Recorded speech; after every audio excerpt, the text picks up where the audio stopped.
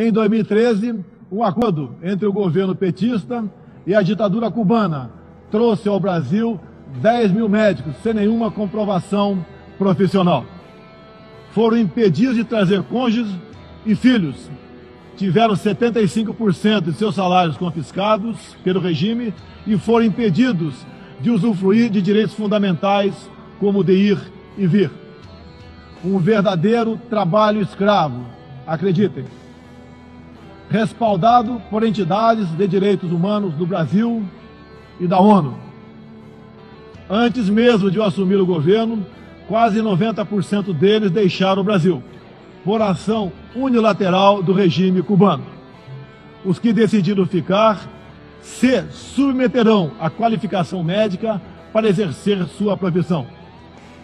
Deste modo, nosso país deixou de contribuir com a ditadura cubana, não mais enviando para Havana 300 milhões de dólares todos os anos.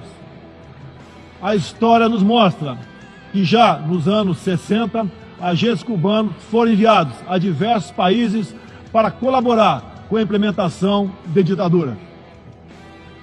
Há poucas décadas, tentaram mudar o regime brasileiro e de outros países da América Latina. Foram derrotados. Civis e militares brasileiros foram mortos e outros tantos tiveram suas reputações destruídas, mas vencemos aquela guerra e resguardamos nossa liberdade. Na Venezuela, esses agentes do regime cubano, levados por Hugo Chávez, também chegaram e hoje são aproximadamente 60 mil que controlam e interferem em todas as áreas da sociedade local, principalmente na inteligência e na defesa. A Venezuela, outrora um país pujante e democrático, hoje experimenta a crueldade do socialismo. O socialismo está dando certo na Venezuela. Todos estão pobres e sem liberdade. O Brasil também sente os impactos da ditadura venezuelana. Dos mais de 4 milhões que fugiram do país, uma parte migrou para o Brasil, fugindo da fome e da violência.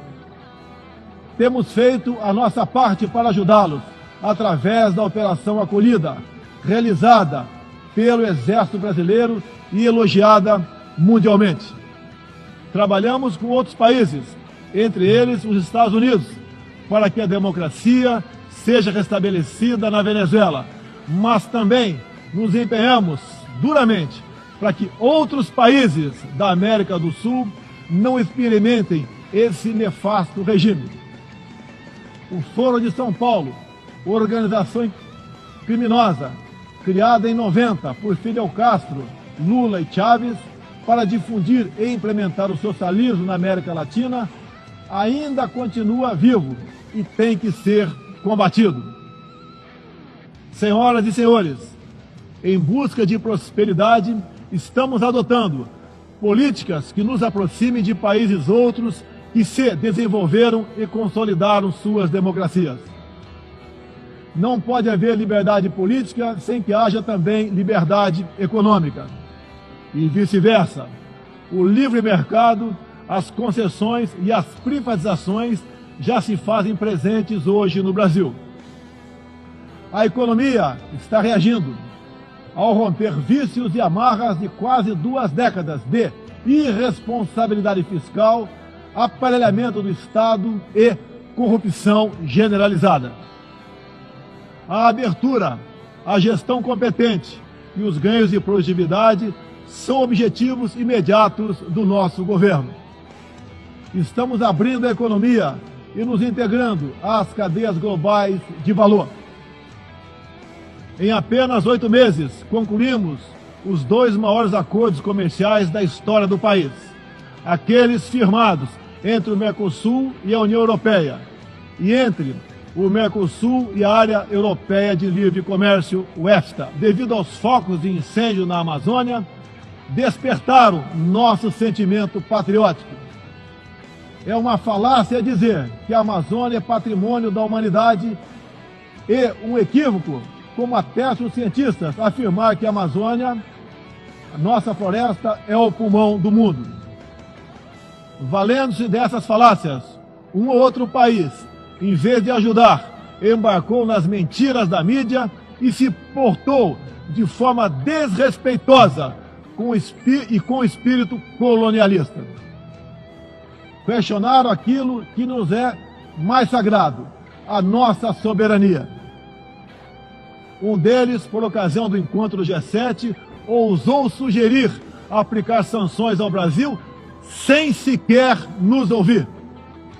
Agradeço àqueles que não aceitaram levar adiante essa absurda proposta. Em especial, o presidente Donald Trump, que bem sintetizou o espírito que deve reinar entre os países da ONU: respeito à liberdade e à soberania de cada um de nós.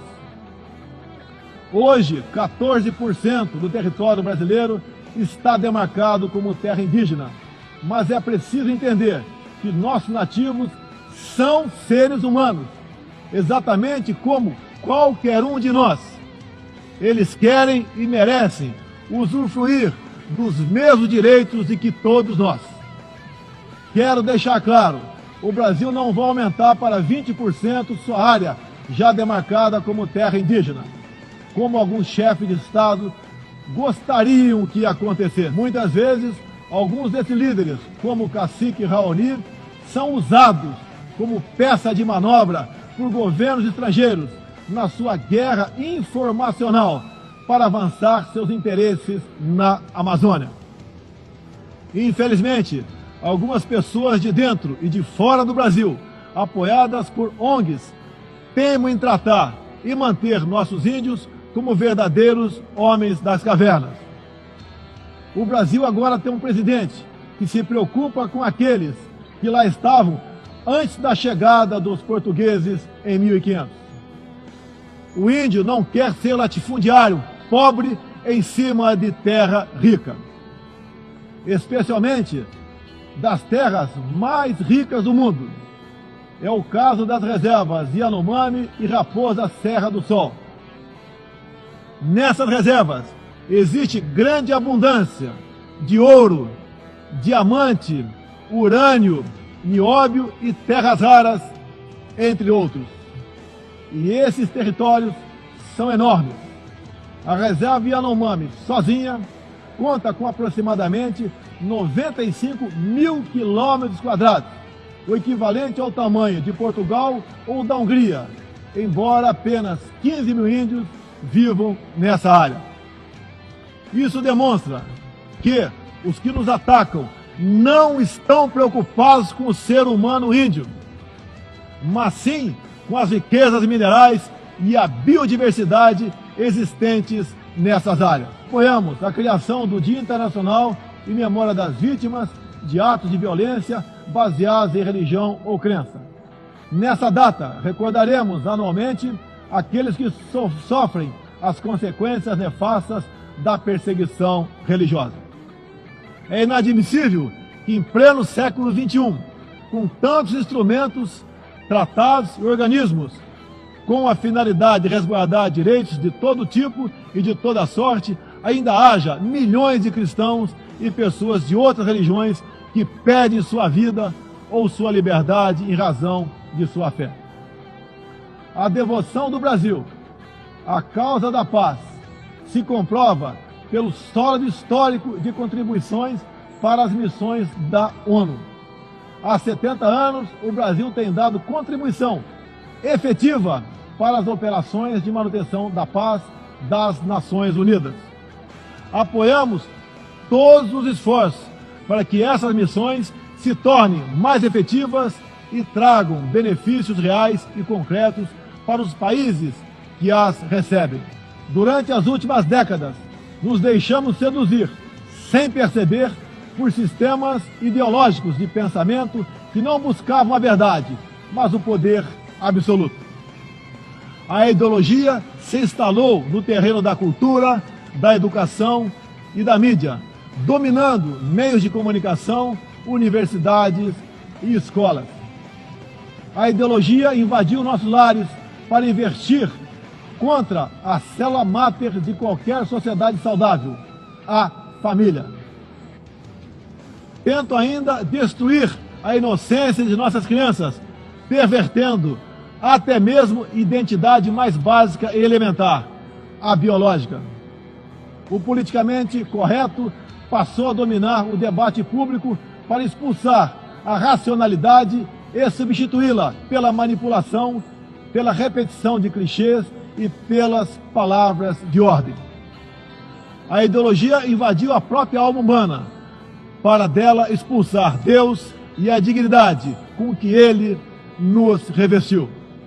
E, com esses métodos, essa ideologia sempre deixou um rastro de morte, ignorância e miséria por onde passou. Sou prova viva disso.